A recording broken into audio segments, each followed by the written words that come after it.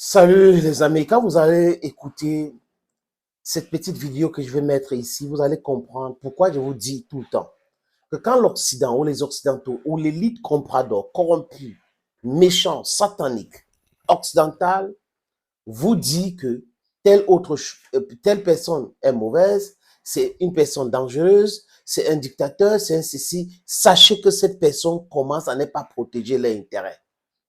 Oui. À chaque fois qu'un dirigeant africain qui est en train de faire tout pour devenir un leader est en train de faire les choses pour l'intérêt de l'Afrique, les Occidentaux, je répète, vont le traiter de dictateur, de l'homme dangereux, et nous ne devrons pas utiliser ce mot-là. Cherchons les mots dans notre propre lexicon. C'est pour cette raison que je le dis et je répète, nous devrons réécrire notre histoire. L'usage des langages, la diplomatie africaine doit avoir une autre coloration. Ça ne doit pas être une pâle copie de ce que les Occidentaux nous ont imposé. Oui, on a le droit de revoir toutes ces choses-là. Donc, le pouvoir éducationnel, le pouvoir médiatique, le pouvoir alimentaire, le pouvoir ceci, le pouvoir cela, c'est des choses très importantes pour nous. Et ça commence par notre mindset. Donc, le refus de répéter comme des perroquets ce que les Occidentaux disent de nous et de certains dirigeants qui sont en train de se battre, je répète, pour devenir des leaders, est très important. C'est très important d'autant plus que ils ont fait cette erreur-là de nous montrer, depuis la guerre de l'Ukraine, que c'est comme ça qu'ils étaient. Donc, s'il y en a qui ne comprenaient pas, ils ont vu ces deux poids, deux mesures. Et ce n'est pas fini. En Israël, il y a eu ce qui se passe actuellement. Et ils nous ont montré encore un autre visage. Donc, si des gens cherchaient les actes concrets pour se conforter du fait que cet Occident-là, ou ces dirigeants de l'Occident, sont des gens, des personnes dangereuses, des mythos, des menteurs, utilisons les mots comme le récepteur et l'émetteur, pour que ça puisse être décrypté facilement, parce que là, nous sommes dans la communication. Vous avez les éléments à votre disposition, les amis. L'Occident pratique l'hypocrisie, le deux poids, deux mesures et le mensonge répété. Et à chaque fois, ils ont leur narratif. Et dans cette narrative, si vous allez contre, vous êtes dangereux, vous n'êtes plus républicain. Ils n'ont pas le courage de dire qu'ils sont dans le non-sens parce qu'ils pensaient que c'est toujours comme ça qu'ils ont fait, donc ça va rester comme ça. Ils pensaient que nous serons dupes éternellement. Non, les amis. Nous regardons là où il y a l'injustice et on se dit, mais attends, si ces gens-ci étaient pour la justice, pourquoi ils sont en train de faire ça? Pourquoi ils sont en train de faire ci? Donc, la multiplication de ces différentes erreurs aide le peuple africain et le peuple du Sud global à se libérer de cette grande prison de mensonges construits par des médias mensonges. À l'époque, c'était la presse écrite. Ça a évolué avec la radio sonore. Aujourd'hui, c'est avec des images. On appelle ça télévision. Donc, on a tout ce que nous voulons pour pouvoir déconstruire les mensonges de ces gens-là. Il a dit que les amis, Poutine c'est un dictateur. Pendant ce temps, Emmanuel Macron interdit les manifestations dans son pays, piétine des gens les droits, impose tout, il n'est pas dictateur, c'est la junte. Joe Biden est en train de faire la guerre illégale, soutenir les gens partout dans le monde. Il impose son desiderata, les Américains ne respectent personne, c'est des démocrates. Vous rigolez ou quoi? Les résolutions des Nations Unies sont piétinées par l'Israël, soutenues par les Américains et les Occidentaux. Oh, là, c'est la démocratie. Vous parlez de quelle démocratie? Quand les gens colonisent les autres, quand les gens refusent le droit d'exister aux autres, ça, c'est la démocratie. Ils peuvent être des démocrates. L'apartheid est pratiqué en Israël. Et vous parlez de l'apartheid? Zionism can never be a mode of governance or politics. Everybody should be against it, les amis. Et là, quand le peuple arabe se mobilise pour soutenir le peuple palestinien, ça devient, oh, ils sont des barbares, ils sont des ceci. Mais attention, les amis, c'est que les enfants palestiniens meurent tous les jours. Les femmes meurent tous les jours. Ça ne meurt personne. Il n'y a pas les débats de télévision.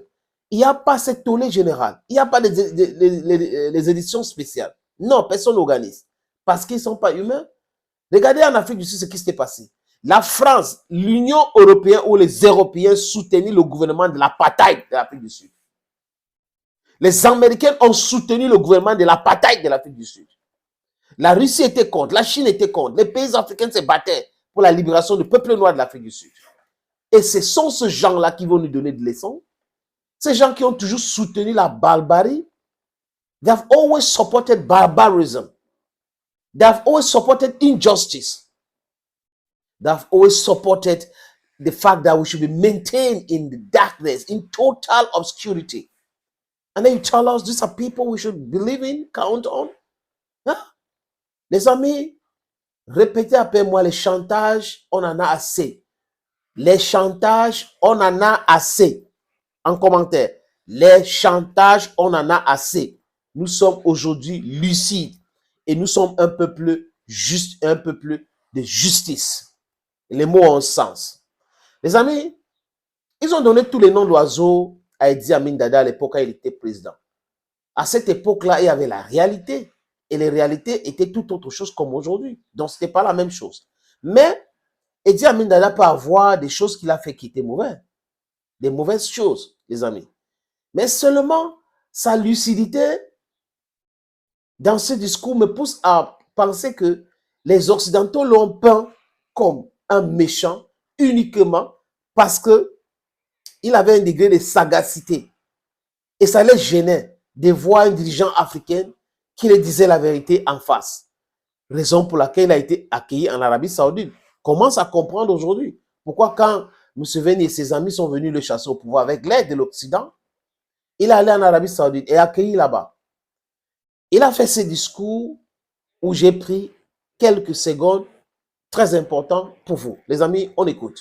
The money of the innocent United States of American people, it is being taken to arm the Israeli in order to murder the Arabs.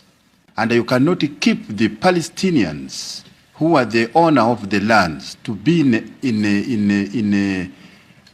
to be in the tent for more than 30 years. They have been already 26 years with the children. On top of this, they have been bombed every day. They are being murdered, slaughtered by bombs, by phantom, and while they don't have airplane. They are poor. They don't have a tractor to make them to grow more food for their family. They are being assisted by the refugees.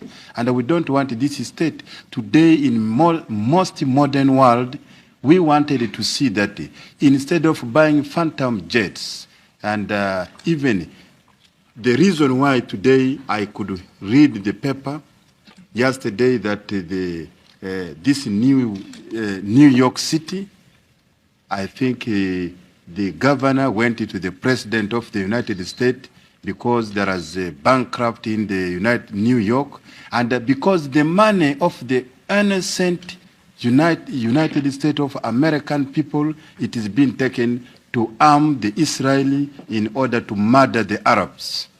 And we don't want this. We want development. We want to grow more food. We don't want to buy more ammunition and a bomb and kill innocent. The United Nations is here because of the peace, not because of killing or fighting. Because you know that we have the law, and this is the United Nations.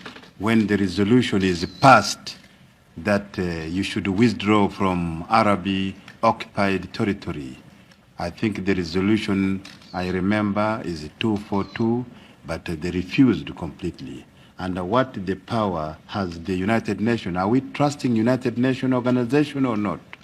And even according to the history, there is no such a state of Israel exist until 1947. There is no state of Israel. We don't want war in Middle East. We don't want even Israelis, Jews, to be killed in the Middle East. We want peace. We want peace in Jerusalem, as I said yesterday, because the Christian, the Jews, the Muslim can live together in harmony. We don't want to see Israel dying, even during the October War. I was the first, I think, leader went to front line to Syria, and I saw myself, and I met even, talked with the prisoner of war. Some of them, phantom pilot, were captured, some in hospital. And I talked to them, and even they told me they were forced to go. They were chained in the phantom to go and bomb Syria and Sinai in Arab country. They did not want it to go. And even the chain which they were chained on in the airplane, I saw it with even locked. And therefore they had no even morale of fighting. And I'm sure that that is why the Israeli were defeated, because most of the pilots did not want to fight. And then how can we stop this fighting, killing in the Middle East? We don't want this to happen again. And I think it is a responsibility of the Israeli government to change their mind, to stop fighting, to withdraw from occupied territory. But if Israel wants peace, Israel must withdraw from Arab territory. You are sure that in 1967, they captured the whole Sinai. They captured part of the Jordan. They captured most of the part of the Golan Heights. The resolution was passed here that peacefully Israel must obey that order to withdraw from all Arab territory. And this was passed by the whole United Nations member states. They refused. What can the Arab do now? On top of this, there has been bombing every day. We don't want war. We don't want destruction of Israel, but we want peace in the Middle East. But if they don't want peace, what can we do? You do. If at all I wanted to beat you with the stick, your duty is to defend yourself. Therefore, the Arab are to defend, and also they are to gain their territory by all means, peaceful means or by fighting, because the territory was taken from them by the force of arms. Vous avez écouté Idi Amin Dada. Ça, vraiment, c'est très intelligent ce qu'il dit. Vous êtes là, vous colonisez les gens, vous les piétinez, et quand ils demandent l'indépendance, leur freedom, vous les traitez de tous les noms d'oiseaux. Si vous êtes en train de taper quelqu'un, et cette personne est en train de se défendre, c'est la personne qui se défend qui est mauvaise? Est-ce que c'est celui qui se défend qui est mauvaise? Donc, arrêtez de le taper. Parce que vous ne pouvez pas taper sur quelqu'un et vous voulez que la personne croise les bras et vous observe, passif, comme un mouton, comme un nulard, comme quelqu'un qui n'a pas tous ses sens. Le peuple palestinien est tapé dessus. Regardez ce qu'Idi Amin Dada dit, les amis. En 67, il y a eu la guerre de 7 jours où les Israéliens ont capturé le Sinaï, Golan Heights et beaucoup d'autres secteurs, en Jordanie aussi. Et toutes les résolutions des Nations Unies ont demandé à l'Israël de se retirer. De se retirer. Israël a dit quoi? Non, on ne se retire pas.